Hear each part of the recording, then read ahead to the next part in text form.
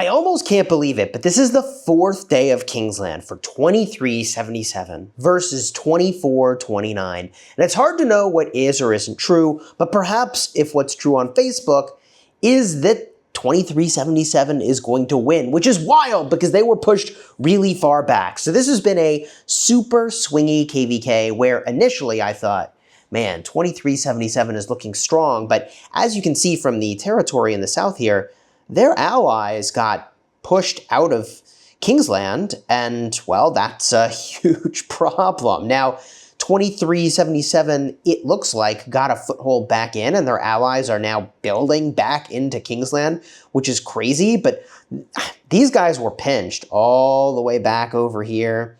I mean, it looked pretty bad for 2377, and yet they look like they're about to get the W here. So this probably ends up being actually one of the best KVKs of the year. And I've been at Gamescom. You can tell I'm not at home. In fact, if I move this thing around, there's like this really weird background here. But whatever, it is what it is. Yeah, the hotel room is fine. It's fine. This is fine for recording. I literally have to turn out like all the lights, otherwise the sun is too bright from the shades. Whatever, this KVK was insane.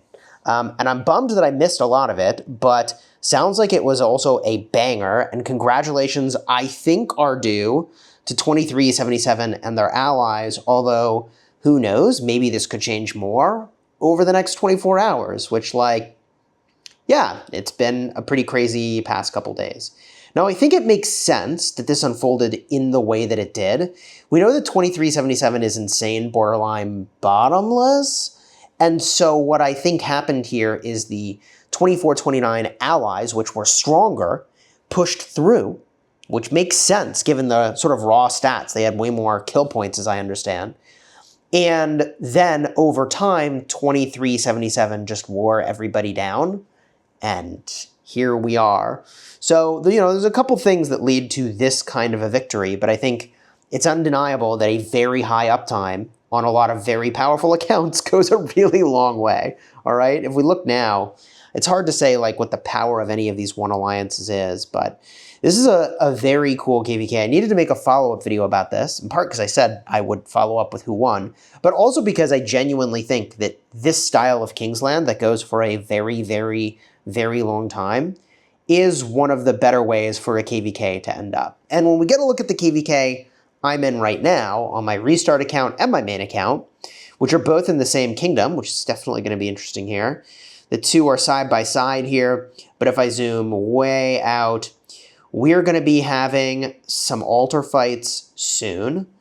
I don't know if I'll be able to stream the first one. I may be traveling for it, but then Kingsland is going to open, and we're probably going to have a similar-ish situation where, you know, look, I don't know if one side is going to wear out before the other, or if the camp in the upper left over here, 2934, the fire camp, if they're just going to outlast everybody and push through, is very hard to say what this Kingsland is going to be like, but I think it is going to be really fun to watch. Now, in terms of my own preparations for this KVK, there were a couple things that came in the mail the other day, and you may have gotten one of these as well. If I make my way over, I guess it's not in my favorites, somewhere in my system mail, I've got a receipt for having, and I got the Mountain Warfares here.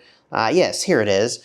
The special inscription situation is very interesting. So they've subsequently added a special inscription wish list, which you've probably gone and set. Since you watch my videos, you know to do that. But I had two special inscriptions that I'd gotten. Okay, one was the arch formation, and it was an emblem that, hey, I was very happy with that thing. I'm not going to change it. So what I think I can do is convert any arch emblem into another arch emblem of the same rarity and the same inscription rarities, but the inscriptions obviously change around. So I think the idea here is, like, hey, before the wish list existed, you could have got a legendary that you weren't all that excited about. You could switch it to something you are excited about, which brings me to Hollow Square. So I did also get a legendary inscription for Hollow Square. And it's funny, when I was talking with Chisgule, he's like, did you get a bunch of these, Chisgule? Did I get a bunch of them? Bro, I've been getting dunked for armaments for a long ass time. I got nothing, baby. Okay, I got 2. I do have 2. But I have this hollow square legendary that I could turn into something more exciting. I don't know if I'm going to do that or not, but if we get a quick peek here at the armaments in question, I can scroll on down to maybe Theodora. Yeah, that's where I hit it. So this is not the one. Where's my legendary, bro? You gotta be kidding me. All right, we can filter by legendary. This is fine. Special inscription, inviolable.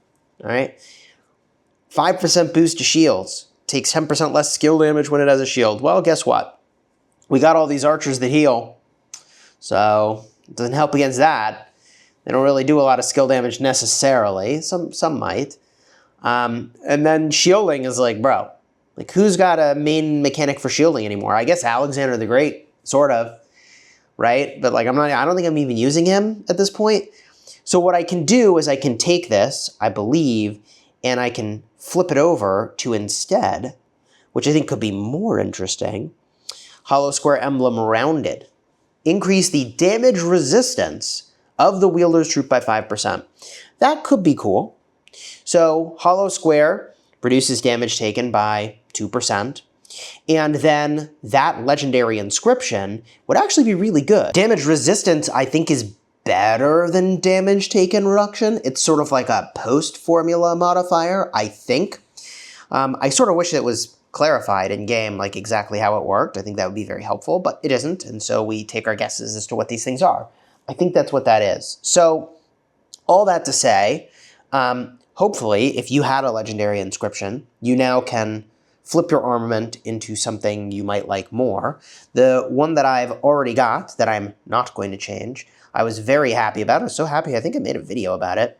And it honestly is like account defining for me at this point, was having gotten Fearless, which like, yeah, I'm not going to re-roll this to something else. And when you do the re-roll, you could get an inscription if you have a regular one, right? Like I could take this double inscription and re-roll it to something else.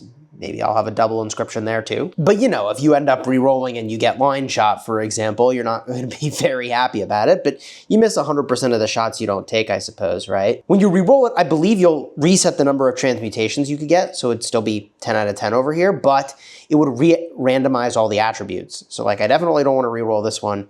The thing I would consider doing is using one of these crystals and maybe taking more attempts to get more defense and just like spend the money, hope for the best, right? Spend the stones. In fact, I'm very tempted to do it now, I'm not gonna lie, but I think I hold off for the time being. So yeah, that's where all that's at. I've got my final preparations. I did do the egg event, which was here the other day, but I didn't have time to stream it. Would have loved to have done that. The internet connection where I'm at is terrible right now because there's so many people eating up the bandwidth at the conference hotel room or hotel that I'm at. It doesn't make any sense. But I did get these boots up here to T4. So I took them from, I think T2, maybe even no tiers other than the first, all the way up to tier 4. And I can do the final tier, which I think I will do right before the pass opening.